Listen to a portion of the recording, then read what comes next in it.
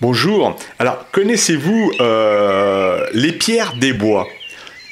Voilà, oui, bien sûr que vous la connaissez, vous l'avez tous déjà vue, hein. C'est une plante qui ressemble énormément à l'ortie, sauf que celle-ci, elle ne pique pas. Voilà, je crois qu'on l'appelle également l'ortie des chats, je crois, ou l'ortie puante.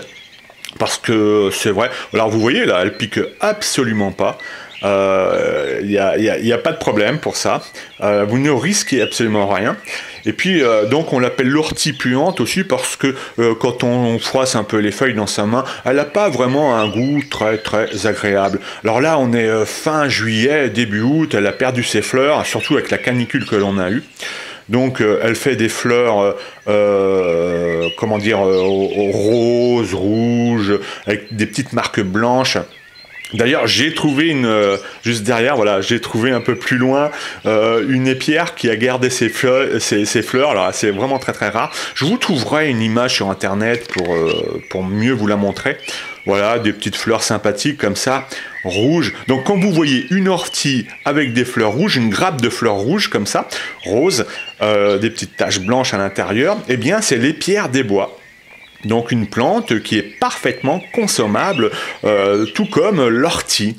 Voilà. Donc là j'ai trouvé une image un peu plus sympa. Elle a été faite beaucoup plus tôt, au mois de juin, parce que voilà, les pierres donnent sa plante, donnent sa fleur à partir du mois de juin jusqu'à fin juillet, parfois début août. Voilà, vous voyez, c'est assez sympathique, hein. Alors, il y en a certains qui consomment, là, il faut être spécialiste, la fleur, mais d'une manière, enfin, ils en font des mousses, mais il faut vraiment être un pro, franchement, hein. Ils en font des mousses et certains plats.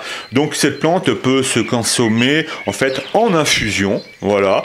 On peut donc la consommer en infusion. On peut également la manger crue. Alors les jeunes pousses, il faut savoir que les jeunes pousses, vous pouvez les consommer à partir du mois d'avril jusqu'à fin octobre, hein. Alors parfois vous allez voir que la plante est assez haute, essayez de trouver des jeunes pousses un peu plus bas, mais on peut consommer également les anciennes pousses, il n'y a pas trop de problème. C'est vrai qu'il est mieux de manger les jeunes pousses. Voilà. Alors souvent la plante est abîmée, n'ayez pas peur de ça, c'est tout à fait normal.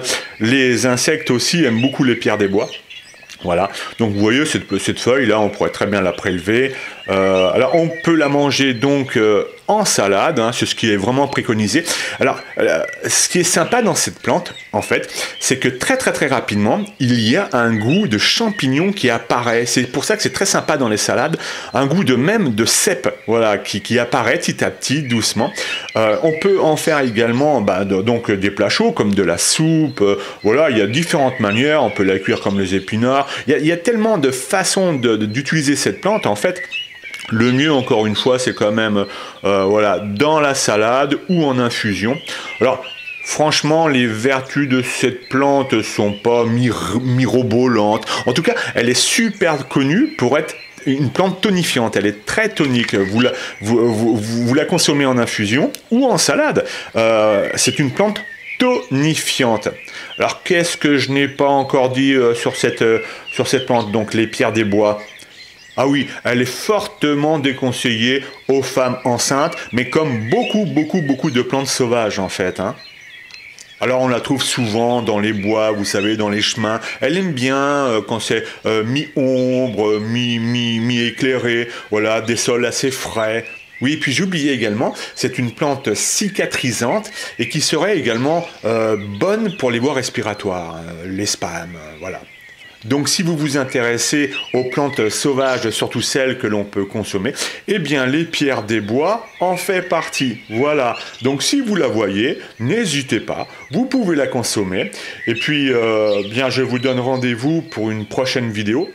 Ah oui, au fait, pour terminer, vite fait, beaucoup d'entre vous me demandent si j'ai une page Facebook. Alors, j'en ai créé une il y a 1 mois et demi, je m'en suis pas trop occupé.